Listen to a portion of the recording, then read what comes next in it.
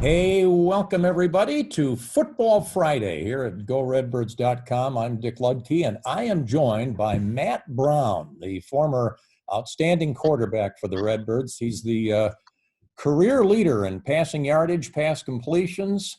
He's also the single game leader in those two departments and the season leader. Matt, what a career you had at Illinois State. Part of the reason you lead in all of those categories is because you played pretty much all four of your years, and I'm sure you have some good memories about Redbird football.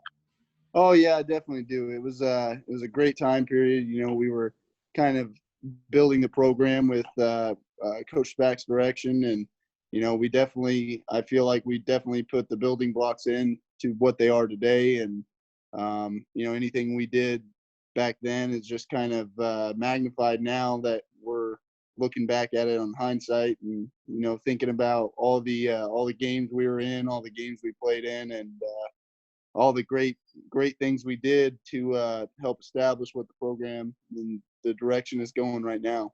Well, we want to relive some moments from one of those games, perhaps of all of the games you played in, your favorite one, although you had some other outstanding ones as well. But let me just find out a little bit, let us find out a little bit about what you're up to these days. You're in Marion, your hometown, right? And Yes, sir. I am. I'm actually working at the federal prison here in Marion, and I'm coaching on the side as well at the high school. And thankfully, I'm with my high school coach actually, and he brought me on board, and I've been coaching with him now for the past few years, and it's actually been a very different time for me to try to figure out that side of the ball instead of actually being on the field. It's kind of hard to coach when you want to play so much, but yeah, I'm getting more and more used to it as the years go by. My body feels like it's about ready to give up if I step on that field a little too much more. well, that's great to hear that you're still involved with the game. And the coronavirus has not impacted your employment at all? No, not at the moment. We are a federal prison, so we have to stay open and look over the inmate population. And fortunately, my wife is working from home, so she's able to we're able to keep kind of the consistency we had before. Now, speaking of your wife, you and her are about to become parents. Yes, we are. We got a beautiful baby girl coming in August, and we're definitely ready for it, but we don't know exactly what to expect just yet. It's gonna be our first kid, so we're excited though. We can't wait for her to get here. Well, let me tell you from experience, it is a life-changing event and a tremendously rewarding event. 20 or 30 years from now, you'll fully understand how rewarding it is to be a parent. So congratulations, and you and your wife can look forward to that. But let's go back to the game that we want to talk about, which is the playoff game at Appalachian State, December 1st of 2012. I remember Coach Spack saying how wonderful it was at that time to play a game in December. It was his first game as an Illinois State coach in December. Uh, the year before, you guys appeared to be a playoff team and were not chosen, and how disappointing that was. So, given that background, how excited were you about the chance to play at App State? Yeah, I remember actually back in 2012 when we were selected as a playoff team. The biggest disappointment we had the year before, around the same time, we were sitting in the same room. Obviously, the seniors that year were, we were all pretty upset, but we felt the worst for those guys. The following year in 2012, we saw our name come up. The Illinois State Redbirds came up, and we were playing at Appalachian State, and we thought we should have been there the year before, but it was even more rewarding knowing the work that we put in the off season between 2011 and 2012 to be able to. Sorry, dogs are going crazy. You're already the parent of a canine, apparently.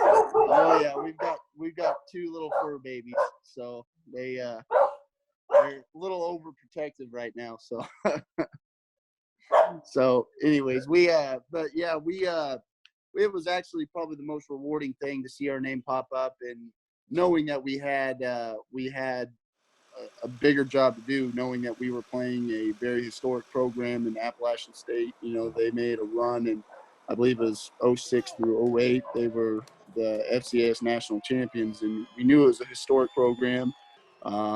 We didn't know quite what to expect as far as the stadium and everything goes, but it was definitely you could definitely feel the energy when we landed there.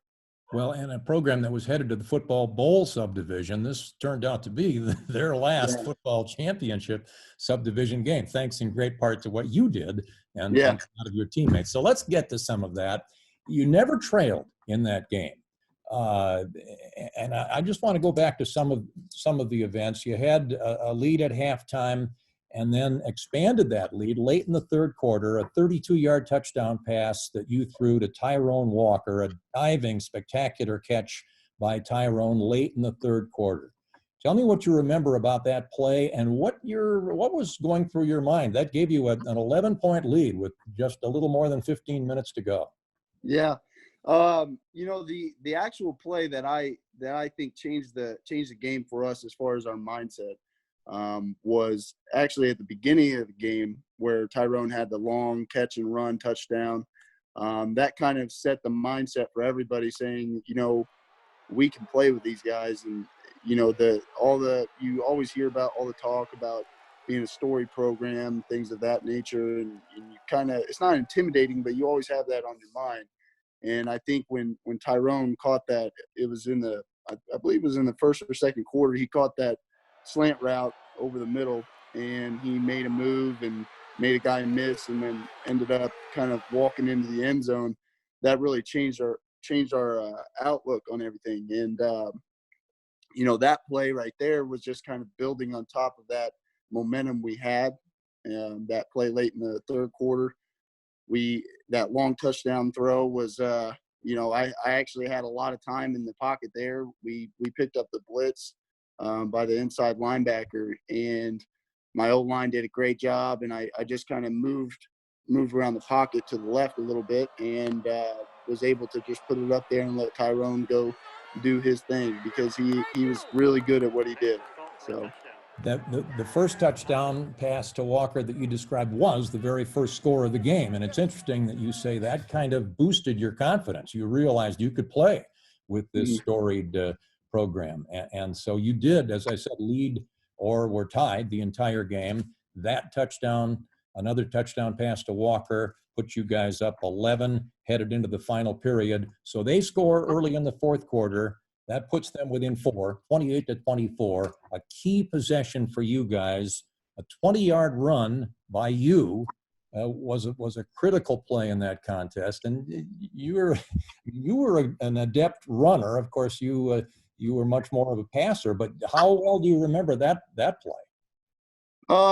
Well, to be honest with you, I remember I slid around the pocket a little bit. I was trying to find an open receiver, because my philosophy was, I'd rather give the ball to somebody else, let them do their thing, instead of me trying to show off my speed.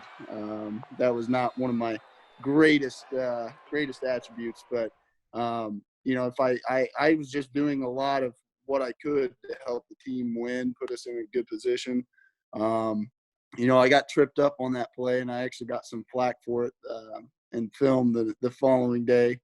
I just remember I got tripped up, and the guy just kicked my foot, I guess. I don't know what it was, and I ended up going down. I probably could have had a lot more yardage if I probably would have been able to sidestep that guy, just like Tyrone did on the first long touchdown he had. Well, you did produce some extra yardage. A few plays after that, a 30-yard touchdown or 30-yard pass completion to Donovan Harden, but then ran out of downs, and a Nick Ossaker field goal of 41 yards put you up by 7, still in the fourth quarter. So you're in pretty good shape, but then they come back and tie the game on a touchdown pass on which, and I believe it was Austin Davis, nearly had a sack. You remember that? It was an incredible throw by their quarterback as Yeah. about to be sacked by Austin. Yeah, we were. I remember sitting on the sidelines and just kind of watching the play as it goes. And I was watching how Austin. I think he came off the edge, and he had a hold of him, and the guy was able to kind of torque his body backwards a little bit and just threw the ball up for grabs. And I remember seeing the ball going sky high, and I'm just like, there's no way this is going to be completed. We got this in the bag. And then all of a sudden the guy was in the corner of the end zone, and for some reason it was just that time for that guy to make that catch. So we were fortunate that it didn't lead to anything more, as far as them going for two or something like that and putting us in a precarious situation where we had to drive down the field. But again, our mindset ever since the beginning of the game was that we were there to play, we were there to win. And I think that had a lot to do with our resiliency throughout that game, and keeping the lead. And then even when they tied it up going into overtime, we were still able to have that mindset of we believe in this, we're going to win this game. Well, and that's an important point, because 11-point lead headed into the fourth quarter, and they were able to tie it with a couple of fourth quarter touchdowns relative to one field goal for you guys. But you still had headed into overtime as much confidence as you did at any point in the game, would you say? Yeah, we knew that if it came down to anything where we were going to be in overtime, we had some play selections that were going to be really good offensively, and we knew that our defensive line, our defensive backs and linebackers, they were going to be able to take care of their side of the ball. We just had a couple missteps in that fourth quarter that kind of led to them coming back and getting to the tie ball game, sending it to overtime. But overall, we knew that we were confident enough to know that we were going to have what we needed to win the game. So I think a lot of it just had to do with the ability for our guys on both sides of the ball to fully believe in what the game plan was and what our coaching staff was laying out for us. I think your four-legged buddy there was just telling us he agrees with you that, that you definitely still had lots of confidence headed into overtime, even though you lost the toss at the start of overtime. So that meant that you guys had to go out offensively first, and it took one play for you to take the lead. 25-yard TD pass to James O'Shaughnessy. Tell us about that one. Well, we actually we were kind of saving that one in our back pocket. We knew we had an advantage there. Tyrone had a great game, obviously, and was drawing a lot of attention. And one of the guys that we knew wasn't getting as much attention was James. And we went into a 3-by-1 set. It was actually a tray formation where we had the tight end still in on the line of scrimmage. And we saw throughout the game that they weren't tracking James across the middle, and we kind of put Tyrone on a decoy route. They ended up double covering Tyrone, and we put him on a decoy route, and I was able to look the safety off just enough to get James the time he needed to get over the middle, and he made a great catch. And that was all we wrote from the offensive side of the ball. So you and James and Tyrone and the rest of the offense go to the sidelines and see if the defense can end the game for you. But it took only 4 plays for them to get it into the end zone. And so since Nick Ossaker had made the extra point, the difference at that point was 1 point, 38-37. They're lining up for the extra point. And you at that time have to be thinking, okay, what are we going to do next time? What are we going to do in the second inning of this overtime offensively? Yeah. Were you even watching when Oh yeah, that play? I was actually standing over by by my lineman, and I remember it was me and Pete Carey. We were standing next to each other, and I don't know who said it, but somebody said something about the kick being blocked. And this was before it happened. So we were all just standing there. We were watching. We were kind of getting set up in the offensive huddle, but we were all looking down, making sure that we saw what was going on. And when the snap happened, all I saw was Shelby, Mike Zimmer, and Colton Underwood. They all just kind of went to the same spot, and I think everybody on our sideline knew what was going to happen. And I actually, when the kick was blocked, I was trying to hold guys back off the field so we wouldn't get a penalty for too many men on the field. And I just remember Pete turning around and looking at me, and he was just jumping up and down, and I was just like, you know what, let's go. And I don't remember exactly who fell on the ball, but man, that was it was an amazing moment in college football, and that's kind of what you expect to be in and play for whenever you're playing college football. And fortunately, it worked out for us, and we were able to bask in the moment for just a little bit. So, well, what a great memory! 5 touchdown passes by Matt Brown, equaling as many as you had in any game. As I said earlier, you have the most touchdown passes as a Redbird as anybody who's ever put on the uniform. But when you think back in all the games you played in, and you played in a very interesting one against earlier that year against Eastern Illinois and a quarterback named Jimmy Garoppolo, who happened to play in this past season's Super Bowl. But when you think back to all of the games you played in, is that your most exciting moment as a Redbird? It's really a toss-up. You can't really put a thumb on which one was my favorite. I enjoyed the whole ride. I was there with my teammates, and I think they'd say the same thing. There was a lot of great games that we played in throughout my 4-year career, and I can't take all the credit for any of those games. A lot of those games we had guys stepping up that necessarily weren't key players before the game, but they ended up stepping up, making big plays.